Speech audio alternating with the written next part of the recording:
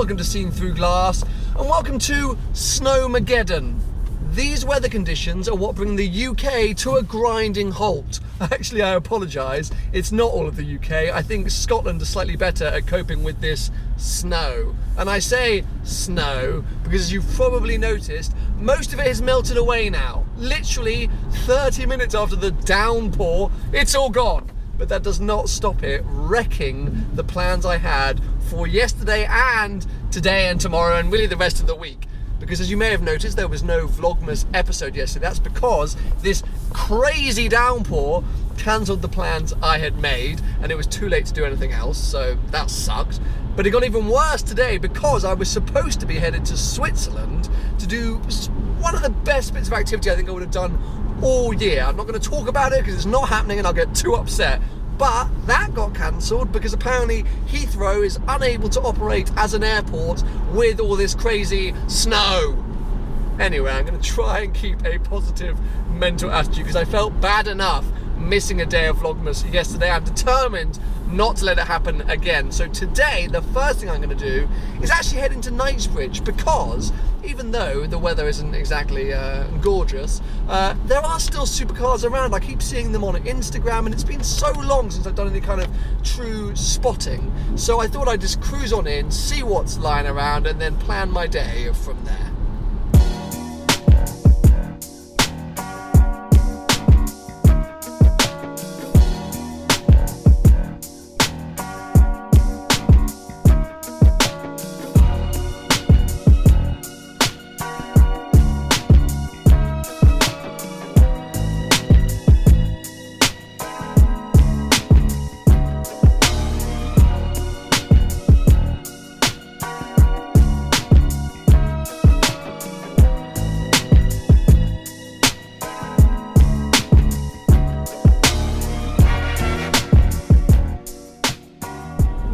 Exactly surprised that I didn't see many cars driving around. Saw a few nice things parked up. But anyway, let's abandon that plan to do a bit of a povlog. I'm going to head home and actually do a Q&A because I realise it's been quite a long time since I've done a Q&A and a lot has happened over the last few months. So I've put a few posts out on Instagram and Twitter. Going to head back to the office and then sit down and answer some of your questions. Please excuse my very shabby phone case. I plan on upgrading to the iPhone X at some point and I can't be asked getting a new phone case for a phone that I might not be using for much longer. Anyway, I have screenshot some of your questions that you've submitted on Instagram and on Twitter, so let's get things rolling. AMC Sawley 2, favourite car you have ever owned? I was talking about this with somebody the other day. It's too soon to talk about, I think, the 360 or the Cayman. I assume that the 360 will end up being my favourite car I've ever owned because it's my first ever Ferrari and I love it more than I could ever love anything in my entire life, I think. Actually, no, probably shouldn't say that considering I'm now living with my girlfriend. Previous to the 360, I would have to say the Jaguar F-Type.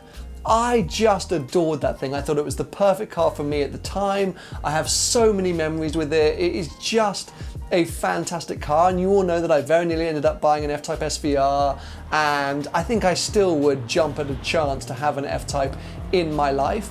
But I always like to try things different, and also for you guys in terms of content, I've got to think these days about, you know, what cars I have for YouTube and what I can do with them on YouTube, and I think I'd probably suck the teat dry of the F-Type. So in the future, maybe one day again I will own one, but that's the car that I think I would put down as being my favourite.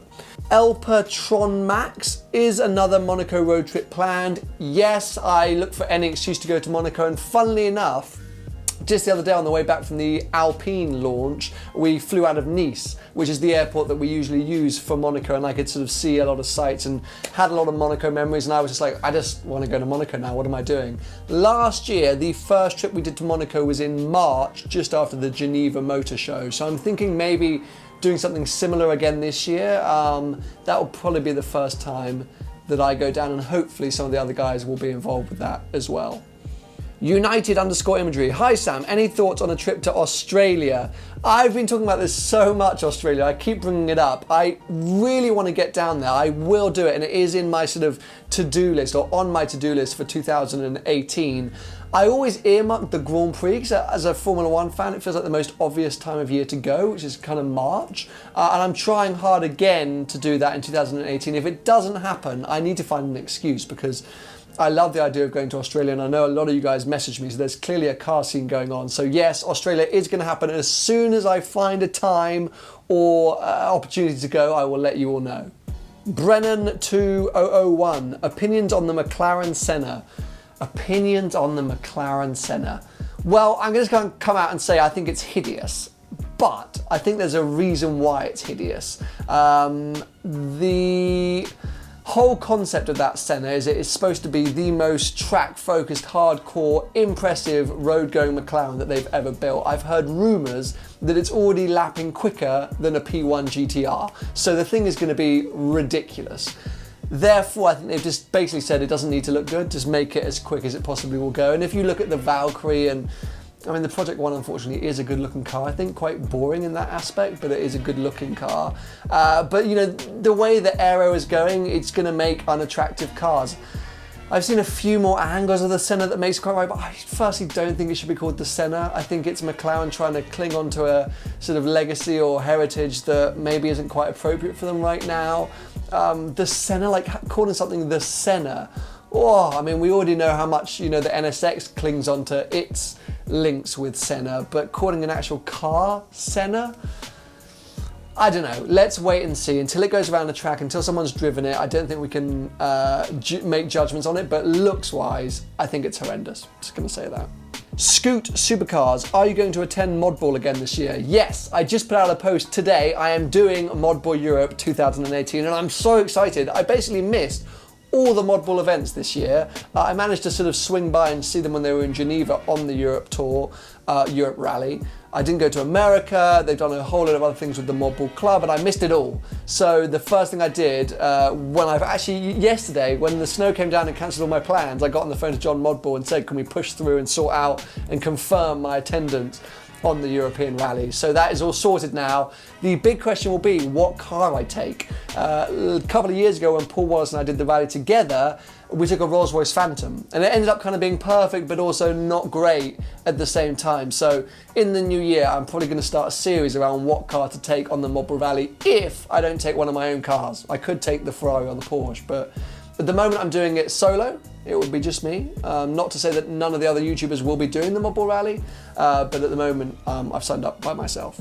Tom_Groves WRC, have you ever considered doing a cheap motorsport event? Yes. I mentioned this the other day in one of the vlogs about doing more motorsport type stuff on the channel. I've never hid the fact that I'm a massive motorsport fan, and when I was younger I did attempt a bit of a karting career. Probably realised I was a bit crap, but I'm really keen to do some more. I've been invited to this incredible event in spring next year, which is to join a guy in a vintage race car. I'm not going to say too much about it in case it doesn't happen, but to do that event I need an FIA vintage racing license or classic racing license. So I need to do some motorsport to qualify for that. But I would just like to do more. So I'm looking into various different forms. Caterham Academy looks really good. Some hill climb events. Essentially, motorsport's extremely expensive. So if I can find some sponsors, I will go racing. That's my aim, is to try and find some sponsors to help make that happen. If any of you guys run race teams or think that you've got race events that could be good, please get in touch because I'm looking for opportunities to do more motorsport content. Fazza_23, are you still thinking about getting a classic alongside the 360 and the 718? Yes. Obviously the whole hunt's had to slow down a lot because I spent all my money on the 360 and the 718. And this house, so I have no cash, but I am still planning to do it. So 2018, it is still in the plans to find a classic. I think my thought process has heavily shifted towards a sort of 60s or 70s car because the 360, the Ferrari, has now filled that gap of sort of late 80s, early 90s, even though it's a 2002. It feels, I've ticked the modern classic box basically. So I'm looking at 60s or 70s. But essentially I've parked that whole thing until the new year when I can save up some cash and then get looking. But it is still in my plans 100%. lat_TV or LAT_TV. How do you decide what? How do you decide what and where to film, or then once you've filmed, what to include in the final edit? That's a really interesting question, actually, and I see a lot of you ask about the sort of videoing, editing process. Let me read that question back. Let's start. How to decide what and where to film. Planning. That's a lot of the planning. A lot of stuff you don't see that's going on behind the scenes of any YouTube channel, but also on Seen Through Glass, is the planning. I try and really plan ahead at least a sort of a month and a half, if not 6 months. On my laptop here, I have a year-long content planner, and I have stuff already going in for September next year. So I'm always trying to plan ahead, but some stuff is planned a few days in advance. Get cool invitations to things, research stuff that's going on, but also just try and come up with ideas and reach out to people or ideas that I can do by myself. So that is the sort of basic of it, and sometimes that will lead to where I'm filming. I have a few favourite spots in the local area. I'm London based, so sometimes I go and film over in Belgravia way. The roads are really pretty and a bit quieter. Surrey, I go down to sort of Guildford way a lot. Over sort of Oxfordshire. Those are my sort of 3 go-tos. And then once you've filmed, what to include in the final edit. That is the hardest but funnest part. As you film, you kind of remember little moments of what you've done. I do tend to overfilm. Ask anyone that I've worked with, I film way too much. But I prefer to do that way so that when I sit down, I've got lots of options when it comes to the edit rather than being kind of confined. So I overfilm, but as I'm going along, I kind of remember little things I've said or the key moments or shots that I might want to include. And as the day goes on, I'm definitely filming the sort of narrative, if that makes sense. So with the Alpine day, I knew that I needed a link from the intro to the sort of bit when I'm going to talk about how the car performed. So I'm making sure that I'm getting lots of different B-roll. I don't know exactly which parts I'm going to include, but I kind of give myself lots of options.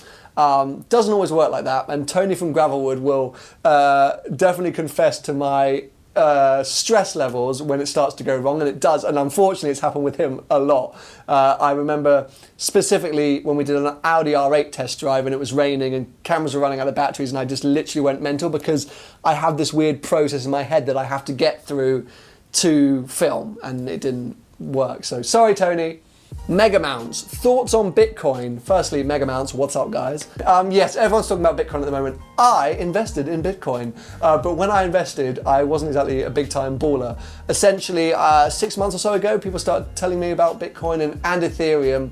I am not a gambler. I'm not a big investor, so I invested £200 because my thought process being that I could probably afford to lose £200 and not be miserable. It would be crap, but if everything went to hell and I lost all my money, £200 I could probably be like, okay, don't look at me for any advice about Bitcoin, but I will tell you that I did invest a huge amount of money.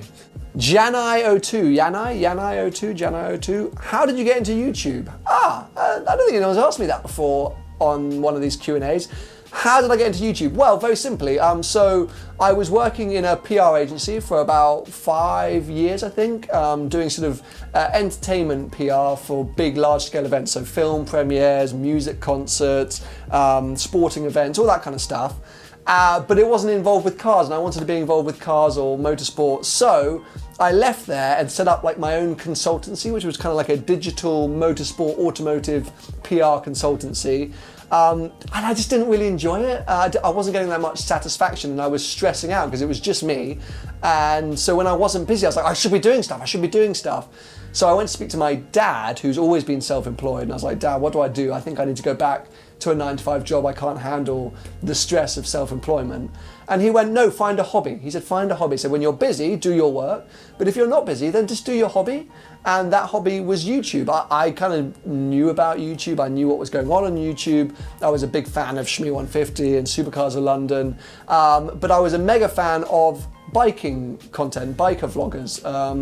And I sort of saw this gap where I was like, the motorbike vloggers are really funny, they're really comedic, they're not sort of reviewing the bikes they're riding, they're just doing light-hearted entertainment. I was like, there's an opportunity here to combine what Paul and Tim are doing and what the motorbike vloggers are doing. But it was purely supposed to be something to do in my spare time, and I thought if I could make £100 or £200 per month just to cover the fuel to go to a few car events or to just drive around, then great.